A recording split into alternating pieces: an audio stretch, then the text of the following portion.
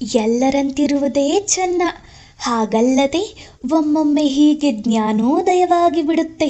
ಹಾಗಾದಾಗ ನಮ್ಮೊಳಗೆ ಏಳುವ ತರಂಗಗಳನ್ನು ನಿಭಾಯಿಸುವುದೇ ಕಷ್ಟ ಕಣಯ್ಯ ಅಂತ ನಾವು ಭೇಟಿಯಾಗಿ 3 ತಾಸಿನ ನಂತರ ರಾಮೋಜಿ ಹೇಳಿದ.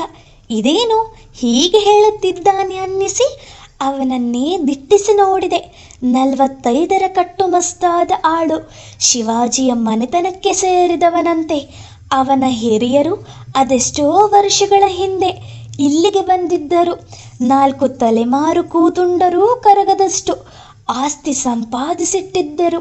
2 ಮಕ್ಕಳು, ಇನ್ನೂ 10 ವರ್ಷ ಪ್ರೀತಿಸಬಹುದಾದ ಹೆಂಡತಿ, ಹೇಳಿಕೊಳ್ಳಲು ತಮ್ಮ ಮುತ್ತಾತಂದಿರ ವೀರಕಥೆಗಳು. ಹೀಗೆ ಎಲ್ಲವೂ ಇದ್ದ ಸುಖಜೀವಿ ರಾಮೋಜಿಗೆ ಅದೇನಾಯ್ತೋ ಗೊತ್ತಿಲ್ಲ, ಜ್ಞಾನೋದಯವಾಯಿತು ಅಂದ ರಾಮೋಜಿ.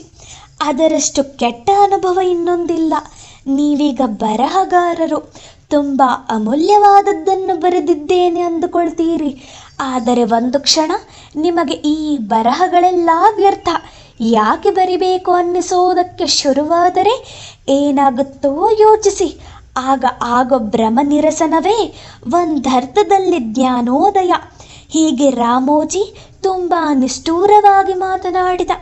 ನನಗೆ ಗಾಬರಿ ಶುರುವಾಯಿತು. ಈತ ಹೀಗೆ ಮಾತನಾಡುತ್ತಾ ನನ್ನ ನೆಮ್ಮದಿ, ಸಂತೋಷ ಎಲ್ಲವನ್ನೂ ಕಸಿದುಕೊಳ್ಳಬಹುದೆಂಬ ಭಯ ಹುಟ್ಟಿತು. ನಾನು ನನ್ನನ್ನು ಸಮರ್ಥಿಸಿಕೊಳ್ಳಲು ಶುರು ಮಾಡಿದೆ.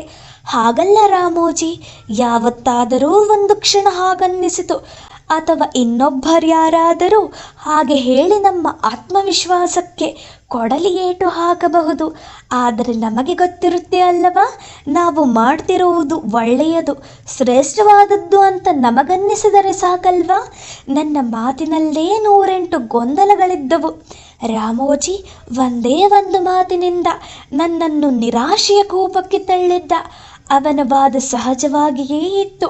10-12 ವರ್ಷ ಬರೀ ಬರೆಯುತ್ತಾ ಬದುಕಿದವನಿಗೆ ಬರಹಗಳೆಲ್ಲ ನಿರುಪಯೋಗಿ ಸರಕು ಅನ್ನಿಸಿದರೆ, ಜೀವನದ ಬಹುಕಾಲವನ್ನು ನಟಿಸುತ್ತಾ ಕಳೆದ ನಟನಿಗೆ ನಟಿಸುವುದು ವ್ಯರ್ಥ ಅನ್ನಿಸಿದರೆ, ಬಹುದೊಡ್ಡ ಸಂಗೀತಗಾರನಿಗೆ ತನ್ನ ಸಂಗೀತವೆಲ್ಲ ಶುದ್ಧ ಅಸಂಬದ್ಧ ಪ್ರಲಾಪ ಅನ್ನಿಸಲು ಶುರುವಾದರೆ, ಅದಕ್ಕಿಂತ ದೊಡ್ಡ ಆಘಾತ ಇನ್ನೊಂದಿಲ್ಲ. ರಾಮೋಜಿಗೆ ಕೂಡ ನನ್ನ ವಾದದ ದೌರ್ಬಲ್ಯ ತಿಳಿದಿರಬೇಕು. ಅದನ್ನೇ ನಾನು ಜ್ಞಾನೋದಯ ಅನ್ನೋದು.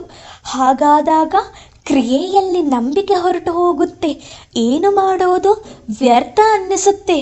ಒಂದು ಮಾತು ಹೇಳಿ, ನಾನು ಸಂಪಾದಿಸುವ ದುಡ್ಡು, ಗಳಿಸುವ ಕೀರ್ತಿ, ನಮ್ಮ ಸುತ್ತ ನಾವೇ ಕಟ್ಟಿಕೊಳ್ಳುವ ಪೊಳ್ಳು ಅಹಂಕಾರ, ಇವೆಲ್ಲ ನಮ್ಮನ್ನು ರಕ್ಷಿಸುತ್ತೆ ಅಂದುಕೊಂಡಿದ್ದೀರಾ? ಇವೆಲ್ಲ ಅಸಂಗತ ಅಂತ ನಿಮಗೆ ಯಾವತ್ತೂ ಅನ್ನಿಸಲೇ ಇಲ್ಲವಾ?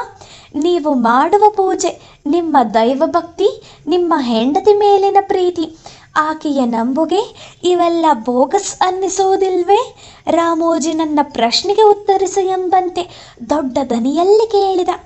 ನಾನು 1 ನಿಮಿಷ ಸುಮ್ಮನಾದೆ. ಇದು ಸಾವು ಬದುಕಿನ ಪ್ರಶ್ನೆ. ನಮ್ಮ ಪ್ರಶ್ನೆಗಳಿಗೆ ಉತ್ತರ ಸಿಕ್ಕಿಬಿಟ್ಟರೆ ಬೆರಗೆಲ್ಲಿ ಉಳಿದಿತು? ಈ ಬದುಕಿನ ಅರ್ಥವೇನು ಎಂಬ ಪ್ರಶ್ನೆಗೆ ಬದುಕುತ್ತಾ ಹೋಗಿ ಕೊನೆಗೆ ಉತ್ತರ ಕಂಡುಕೊಳ್ಳದೆ ಸಾಯುವುದೇ ಸರಿಯಾದ ಉತ್ತರ ಅಂದುಕೊಂಡ ನನಗೆ, ಹೀಗೆ ಬದುಕನ್ನು ಯಾವುದೋ ಹಂತದಲ್ಲಿ ಕತ್ತರಿಸಿ ಅಲ್ಲಿ ಉತ್ತರ ಹುಡುಕುವುದು ಬೇಕಾಗಿರಲಿಲ್ಲ. ರಾಮೋಜಿ, ನಾನು ಮತ್ತೊಮ್ಮೆ ಅವನಿಗೆ ತಿಳುವಳಿಕೆ ಮೂಡಿಸಲು ಯತ್ನಿಸುವವನಂತೆ ಹೇಳಿದೆ. ಅದು ನನ್ನನ್ನು, ನನ್ನ ಅಹಂಕಾರವನ್ನು ಪೋಷಿಸಿಕೊಳ್ಳುವ, ಕಾಯ್ದುಕೊಳ್ಳುವ ಉತ್ತರವೂ ಆಗಿತ್ತು ಅನ್ನುವುದು ನನಗೂ ಗೊತ್ತಿತ್ತು.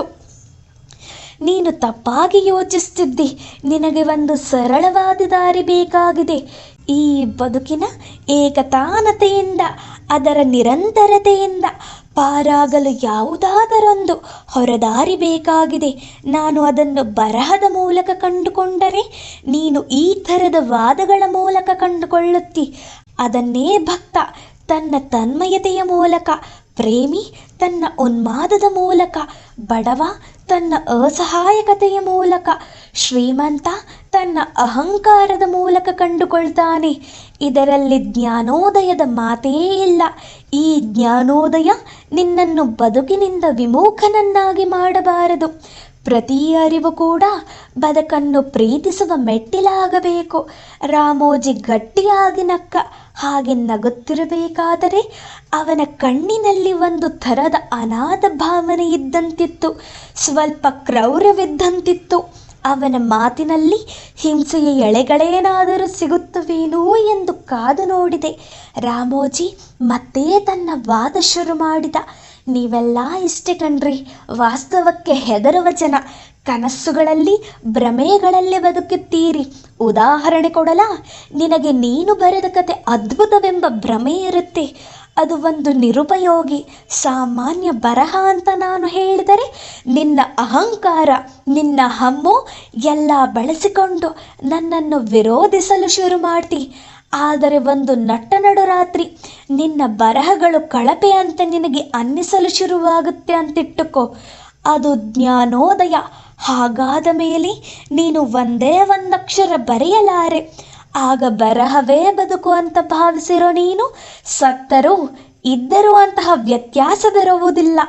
ಅದಕ್ಕೆ ಜ್ಞಾನೋದಯ ಒಳ್ಳೆಯದು, ಕೆಟ್ಟದ್ದು ಎರಡೂ ಒಂದದ್ದು ನಾನು. ಆದರೆ ನಾನದನ್ನು ಒಪ್ಪುವುದು ಸಾಧ್ಯವೇ ಇರಲಿಲ್ಲ. ಒಪ್ಪಿದರೆ ನಾನು ಅವನಂದಂತೆ ಕ್ಷುದ್ರತೆಯೇ ತೆಕ್ಕೆಗೆ ಬೀಳುವ ಅಪಾಯವಿತ್ತು. ನಾವೆಲ್ಲ ಬದುಕುತ್ತಿರುವುದೇ ಮಹತ್ವವಾದದ್ದನ್ನು ಸಾಧಿಸುತ್ತಿದ್ದೇವೆ ಎಂಬ ಅಹಂಕಾರದಲ್ಲಿ.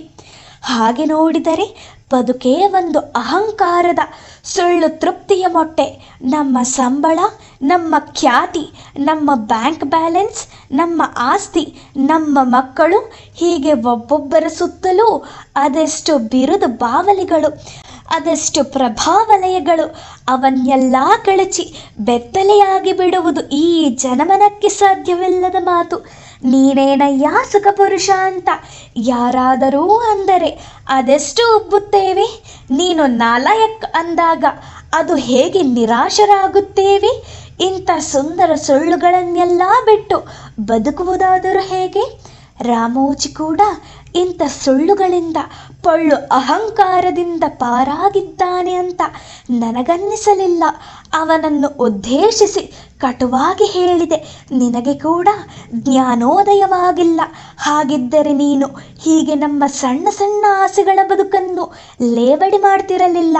ನೀನು ಈ ಸಣ್ಣ ಸಣ್ಣ ಸಂತೋಷಗಳನ್ನು, ಅಹಂಕಾರಗಳನ್ನು ಮೀರಿದವನು ಎಂಬ ದೊಡ್ಡ ಅಹಂಕಾರ ನಿನ್ನನ್ನು ಸುತ್ತಿಕೊಂಡಿದೆ. ನಮ್ಮದೂ ಪರವಾಗಿಲ್ಲ. ಒಂದಲ್ಲ ಒಂದು ಕ್ಷಣ ನಾವು ದುರ್ಬಲರಾಗುತ್ತೇವೆ, ಆಮೇಲೆ ಸರಿ ಹೋಗ್ತೇವೆ. ಆದರೆ ಈ ದೈನಿಕದ ಸುಖ ದುಃಖಗಳನ್ನು ಮೀರಿದ್ದೇನೆ ಅಂತ ಭಾವಿಸುವ ನಿನ್ನಂಥವರು ನಮಗಿಂತ ದೊಡ್ಡ ಭ್ರಮೆಯಲ್ಲಿ ಇರ್ತೀರಿ. ಅದರಿಂದ ಕೊನೆಯ ತನಕವೂ ಬಿಡುಗಡೆ ಹೊಂದಲಾರಿರಿ. ರಾಮೋಜಿಗೆ ಅದು ಅರ್ಥವಾಯಿತೋ ಇಲ್ಲವೋ, ರಾಮೋಜಿ ಹೇಳಿದ್ದು ನನಗೆ ಅರ್ಥವಾಯಿತೋ ಇಲ್ಲವೋ ಗೊತ್ತಿಲ್ಲ. ಇನ್ನೊಬ್ಬರನ್ನು ಅರ್ಥ ಮಾಡಿಕೊಳ್ಳುವುದು ಕಷ್ಟದ ಕೆಲಸ. ಯಾಕೆಂದರೆ ನಮ್ಮ ಸುತ್ತ ನಮ್ಮದೇ ಅಹಂಕಾರದ, ನಮ್ಮದೇ ಭ್ರಮೆಗಳ, ನಮ್ಮ ಕಲ್ಪನೆಗಳ ಕವಚವಿರುತ್ತದೆ.